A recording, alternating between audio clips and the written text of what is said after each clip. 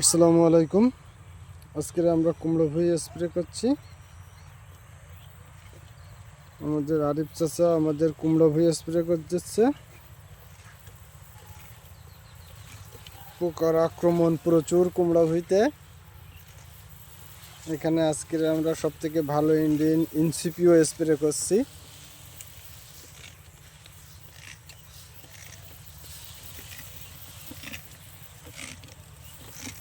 যদিও আমরা আমাদের ভুঁইতে হলুদ বোর্ড দিছিলাম, কিন্তু পোকার মাত্রা এত বেশি যে বোর্ডে কাজ হচ্ছে না।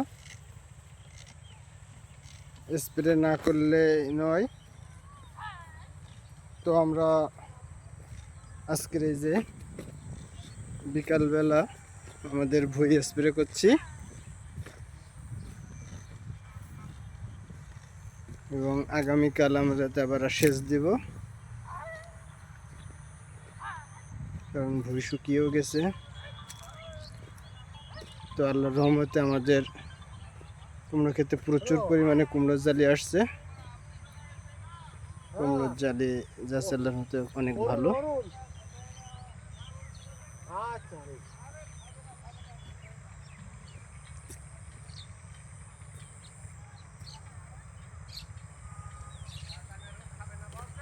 আচ্ছা, কুমড়োর সংখ্যা কিরাম আছে একটু বলো। মোটামুটি খুব ভালো।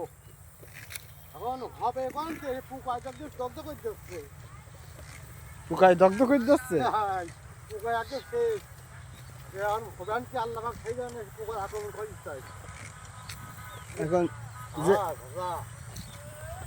জালিতে প্রচুর পরিমাণ, কিন্তু হোলি তো বাঁচবা নেই না, হলে তো একদম ডাইরেক্ট শেষ।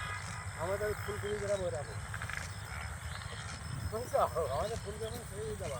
ফুলকপির মতন শেষ হয়ে যাচ্ছে না? ফুলকপি কি ছিল তোর? কাল পাকাইছি ফুলকপি, কাল পাকাইছি। সার হবে না ভালো ফুলকপিতে? মাটি মিলেই গেছে এই জায়গায়। ইন্দুরি গর্ত আছে এই জায়গায়। ইন্দুরি গর্ত?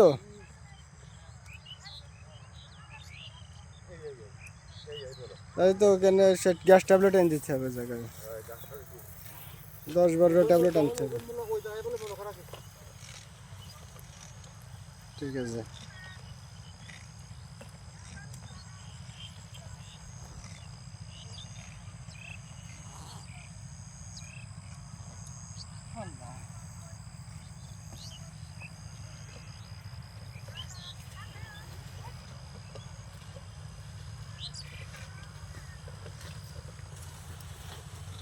কি আমার ভুঁইতে কি 100 মণ কুমড়ো হবে? তা তো 100 মণ হবেই। 100 মণ নাই পারে, এত জালি।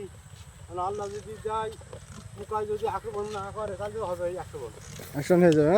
হ্যাঁ, পোকার যে আক্রমণ দেখছি সেও তো অনেক বেশি। বেশি মানে জাহান শেষ করে দেবে একদম। মাঝে মান দিলি ভালো হয়। ভাবছে কাঠে তো বিভিন্ন দেখছি, মশা মাকুসা এইসব মানদুলি। ওই মাছ। তাহলে আমরা দেখি আগামীকালই মানদুলির ব্যবস্থা করব। ওই আলমারা পোকাটা মারা আসলে খুবই গুরুত্বপূর্ণ কাজ, ওটা দরকার খুবই।